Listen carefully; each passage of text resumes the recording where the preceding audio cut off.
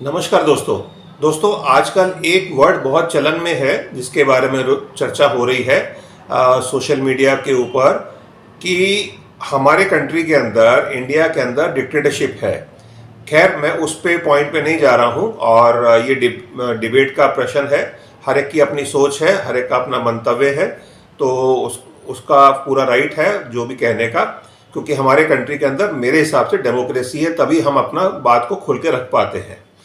खैर, जो हम बात कर रहे हैं जो पॉइंट के ऊपर, इदी अमीन डिक्टेटर के बारे में, तो ये हिस्ट्री के अंदर एक क्रूअल डिक्टेटर 1971 में सत्ता में आया युगांडा में।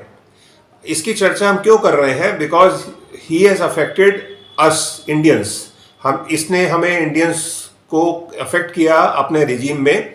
1972 4 अगस्त 1972 को इसने एक अनाउंसमेंट की युगांडा में, बिकॉज उस टाइम पे युगांडा में जो बिजनेसेस होते थे वो इंडियंस और एशियंस के पास थे, जिसमें पंजाबी बिजनेसमैन और गुजराती बिजनेसमैन ज़्यादा थे।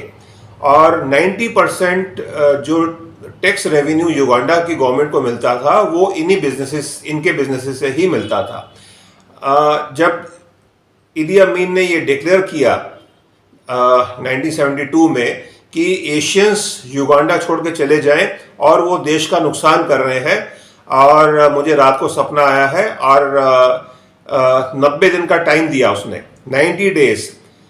आपको अपना बिजनेसेस बेच के नहीं जाना है, अपना बिजनेसेस यहीं छोड़ के जाना है और खाली हाथ जाना है। तो एकदम अफरा तफरी मच गई और 60,000 एशियंस, जिसमें कुछ पाकिस्तानी भी थे, उनको अपने बिजनेस को छोड़कर, खुला बिजनेस छोड़कर निकल के आना पड़ा। और उस टाइम हमारी जो गवर्नमेंट भी थी, इंडियन गवर्नमेंट, उसने भी बहुत ज़्यादा तवज्जो नहीं दी, बहुत ज़्यादा केयर नहीं की इस एपिसोड में, जिससे इसमें आधे तो यूके चले गए, बाकी जो बचे उसके अंदर अमेरिका, कनाडा, ऑस्ट्रेलिया और कुछ लोग एशिया में, इंडिया में और पाकिस्तान में भी वापस आए।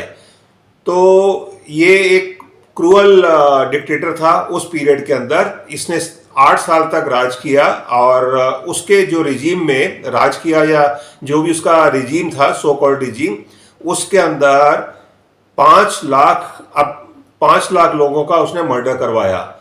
जो एक मतलब इसकी कहानियां हैं युगांडा में उस टाइम की, और पूरे वर्ल्ड में इसका मतलब एक डिक्टेटर कहलाता था। और इनिशियली इसको कुछ वेस्ट की कंट्रीज ने सपोर्ट भी किया, बट बाद में धीरे धीरे इसको, जब ये तंजानिया के साथ वॉर में चला गया 1978 में, और 79 में इसको तंजानिया ने एग्जाइल में भेजने को मजबूर कर दिया, और फाइनली ये सऊदी अरेबिया में इसको शरण लेनी पड़ी, और 2003 में तक ये रहा इस दुनिया में।